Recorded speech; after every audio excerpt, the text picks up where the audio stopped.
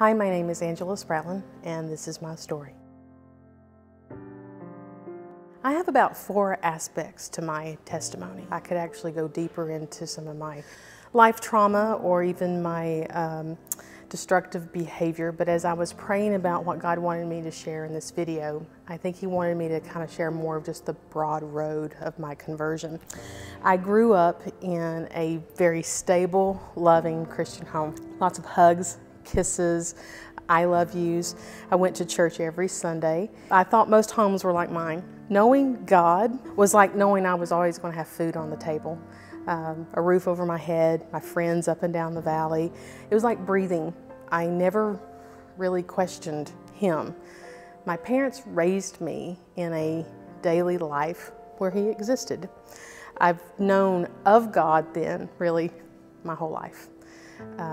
I even felt Him around me whenever I was a child. My testimony can be confusing to people, and my goal is not to cause anyone to stumble over their childhood conversions. I just know that this was my experience, and I know others have this experience as well, and I feel like as I talk today that this will resonate in some people's heart. I had a profession of faith when I was 8 years old. Let's call that one my first one, right? Like yesterday, I can remember there was an altar call. I went up, I said this prayer, I cried, and I turned around and I saw all these beautiful faces looking at me. They were so proud of me, and it made me happy that I made them happy. However, when I walked out of the church that day, I looked at my little friend and I said, "What did we just do?" And she said, "We got saved." And I was like, I remember standing there in that moment and I felt like I just lied. Please understand that at this moment, my brother had just got saved, my best friend just got saved, my cousin got saved, some of my other friends got saved. I think you're getting the thought process here that yes, I grew up where everybody was having babies at the same time. We were all about a year apart. And baptisms were being talked about, and everyone was so excited about this talk, and I just wanted that attention. I wanted to make people proud, and I just wanted to be a part of that. I didn't want to be left out. I wanted my mom and dad to feel the same joy toward me that they felt toward my brother when he got saved. I mean, after all, I did believe that Jesus died on the cross, rose from the dead, and that He did that for me. Why would I doubt that?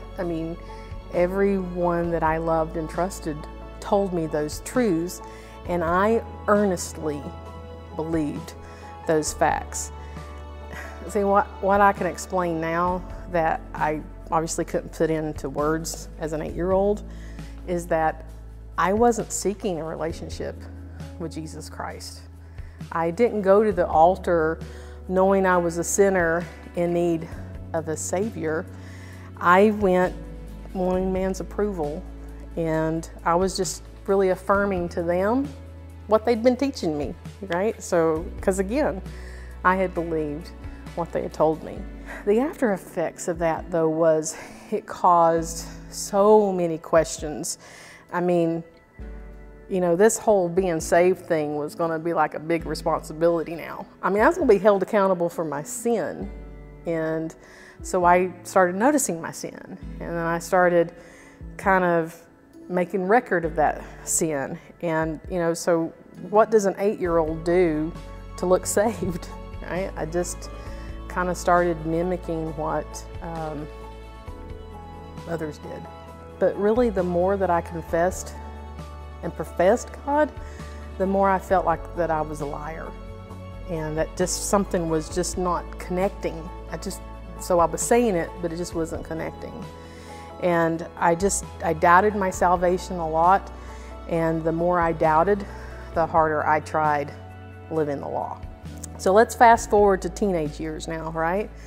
So, sin became more prevalent, and it really began to reveal, I think, what was in my heart. I started having a hardening of my heart because I couldn't keep the law. So I began honing in my skill of being whatever I needed to be for whoever I was around. No one really knew who I really was, even myself. I had a pretty good act, I had to be the good girl. So, and I had to act like that Christian. So I'm just trying to put together what I know how to do. So I love music, so I composed songs for Jesus.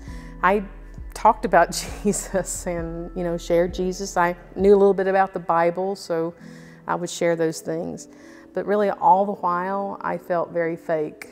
And it was all getting muddled into this who I was and who I needed to be. And that's what began to really wage war in my heart in my teenage years. I know people would argue that, your teenage years, that's something normal, right? Walking down those paths of sin. And I'm not going to state it all. It certainly is a time that we don't make the best decisions in our life. But here's the difference. I was never sorry for my sin, ever. I mean, I never felt conviction. I could see other people kind of anguishing over their sin and feeling real sorrow, but I mean, no matter how hard I tried to manufacture that, I just couldn't get there. The furthest I could get was feeling guilt or sorrow for getting caught and or hurting, embarrassing my parents. That's as far as it went. Now, occasionally in just those dark recesses of night, everything's dark, I could just feel a gripping death, a gripping, shameful death that come over me. And I would try to seek redemption out of fear, right? So this is when I would try to go rededicate my life. I did that about 1,000,000 times. But I kind of laugh at that a little bit because what was I rededicating? I'm rededicating my life of sin. Here you go.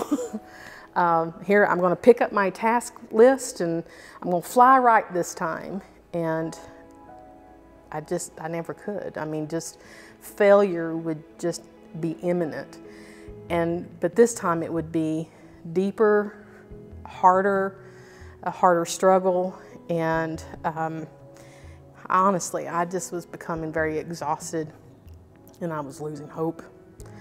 So now we're moving into my 20s and I'm still battling this connection of, when you get saved, you're supposed to have peace, joy, love, self-control, patience. I didn't have any of that. I mean, I could, hone it in for a little bit, but to keep it ongoing, I didn't have that.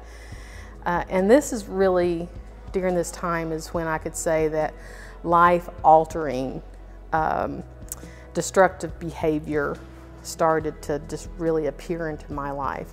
And again, we're not going to go down that road. Let's just say, let's draw a line and just put sin, lots of sin, lots of sin. Fill in the blank. Put whatever you want to there because it doesn't matter. It all ends up in the same place where I ended up being. This is around the time that I met Steve. And boy, did I have some high expectations for him. He was my knight in shining armor, and he was going to fix it all.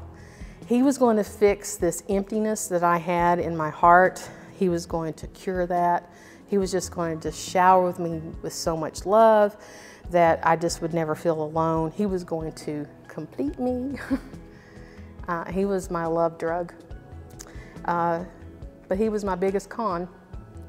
He thought he was marrying this really sweet, honest Christian girl. But what he vowed himself to was a crave all your attention, jealous, pouting, emotionally demanding, manipulating, holding only by a thread kind of girl. And for a couple years that lasted. That love kind of sustained me for a while, but when you're empty inside, it just begins to boil up and stir again. And so I started thinking, how am I going to feel this? So that's when I decided it's time for us to start a family. So let's add a baby to the mix. And hey, for fun, 9 months later, let's add another one, because that's really going to fill the emptiness void in my life. And unfortunately, my knight in shining armor, guess what? He's human. And he started disappointing me. And I started having some pretty massive bitterness toward him. Life just got harder and harder. Hey, listen, and all during this time, I mean, we were going to church, because this is what you do when you get married. You have a family, you go to church. I mean, I was doing what I thought I was supposed to do to kind of be in God's good graces. But Stephen lost his job. Our marriage was mediocre at best at this point. And again, you know, the rolling amounts of sin that I was building up in my life. But yet at the same time, I was having this thought, where is this great God, you know, that's supposed to make everything right? He's supposed to make me happy. Where is he in all this? I mean, he's allowing my world to fall apart in front of me. I mean, all the cracks of my decisions were beginning just to kind of show through, and life was just, it was just crumbling. So at 26 years old,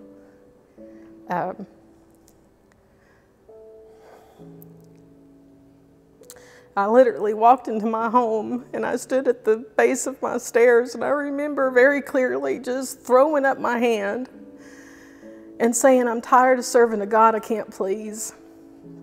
And if I'm going to hell, I'm going my way. But let me tell you, at that moment, the floods of sin and darkness just flooded my life. And voices were starting to be very loud in my mind. And I had two of them. I had one voice that would share, you know, you're just the greatest thing ever, a lot of vanity. It was that personality that was trying to control my well-being, my happiness, and my future. But I had another very destructive voice that would come in and just say, you just need to put a bullet in your brain, because you're worth nothing. You're worth nothing. So to say the least, that was kind of a breaking point in between some of the voices that I would have, and I would have these weird blackouts and panic attacks. I would cry out emotionally to my husband. I feel like two people. I can tell you, year 6 and year 7 of our marriage, it was a nightmare. Plain and simple, just a nightmare. And I was just done. I was done trying to hold it together. I was done trying to be this model wife and mother and daughter that was supposed to make her parents proud. I mean, you know, it's kind of funny because I wasn't doing any of that. I was being the opposite. But, you know, it was during this time that Stephen actually bumped into an old college buddy of his. His name was Steve Witt, who had become a pastor. And so Steve Witt asked my Stephen, you know, how's life? How's it going? And of course, Stephen just offers him the biggest fluff of crap that one could offer to someone else. But Steve Witt saw right through it and went home and immediately started praying for Stephen and I and our family. Stephen wanted to save our marriage. He wanted to save our family. And so he actually started to seek his counsel.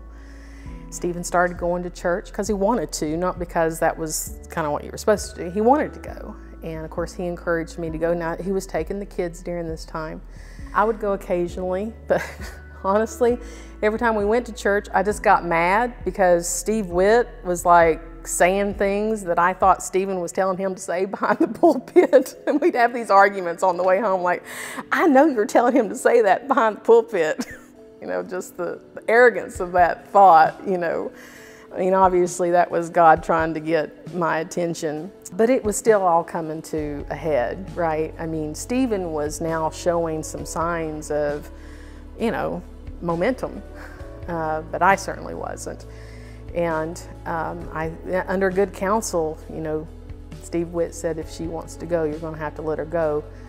But, you know, see if you can convince her to come to the spiritual awakening that we're going to have. And so they were having a revival at church, and Stephen said, hey, listen, it's just a 3-day weekend revival. He said, let's go. If nothing changes for us after this weekend, I'll grant you the divorce. Now again, we could segue from this moment, and I could take you down some more destructive behavior. But let's just say that his plan was a whole lot easier than what I had in plan at the time. So I decided that I'd go. I was still a little reluctant, but I thought if I can get what I want at the end, that's all that matters. So we go, and honestly, I can't tell you what he preached or what verse he preached. All I remember is that he mentioned godly sorrow over sin. And I just sat on that the whole sermon. Godly sorrow over sin. How do you get that? Because you need to understand that no matter the turmoil that I was in, I wasn't sorry for my sin, even as a dark place that I was. Why? Because sin offered me some gratification. I mean, it was just for a little while, but it was something tangible. So I was really knitted into that. So I wasn't really seeking. That's why the godly sorrow just baffled me. I'm like, how do you get there? So I went up to the pastor that night. His name was Scott Smith. And I asked him, I said, how do you ask for forgiveness for sin you're not sorry for? He paused, and like any really good pastor, he said, you need to speak to my wife. So sure enough, her name was Scarlett. We went to this little room. It was funny because the room was kind of dark, and where we sat, she kind of sat a little bit in the dark, and I was kind of like under a light, and almost like a little interrogation. It was almost like God set all this up, right? And so she repeats the question to me. So, you say you're not sorry for sin, right? And I'm like, yeah. She goes, well, what sin are you talking about? And I'm thinking, you want me to tell you? She goes, sure. If you're not sorry for it or you're not ashamed of it, just tell me. I was like, okay. So I started telling her. So let's now pan away from that, because this actually was the moment. As I started speaking, I was no longer in that room. I was literally ushered into this throne room of grace. And for the first time, I could see myself for how God saw me. And it was like this vision of his hands laying across my sin. And I could just hear him say, come unto me, all who are heavy laden, and I will give you rest. I don't even remember what prayer I said. I just know that in that moment, I just said, I'm tired of doing it my way. And no matter what the consequences are after this point, I want Jesus's way. And understand, I had a very broken road that I had to walk back through after that. But the fragments of my mind were no longer fragmented. The disconnection was no longer disconnection. I felt a peace about me, even though I was kind of scared. I still could have lost my marriage and my family, but I still just had this peace knowing that God just saved me. It was the first time, as I said, that I recognized myself as a sinner in need of a Savior. I don't live a life free from sin, but I do live a life free from the bondage of it. I'm redeemed. I'm redeemed by a Savior that loves me. I don't want to sin because I love him. Even though I do, I have conviction. Praise Jesus, I have conviction. Some people may not want that, but when you go years trying to manufacture that and you have it because of love and because he loves you back, just one of the most amazing things I've ever experienced is a revival that I had in my life, a new life that was given to me, and it's never been the same. I mean, we had broken pieces to mend together, so there was counseling, there was things of that nature, yes, but we now had the power of Christ in us to heal everything that was in my heart, in my husband's heart, and in our family.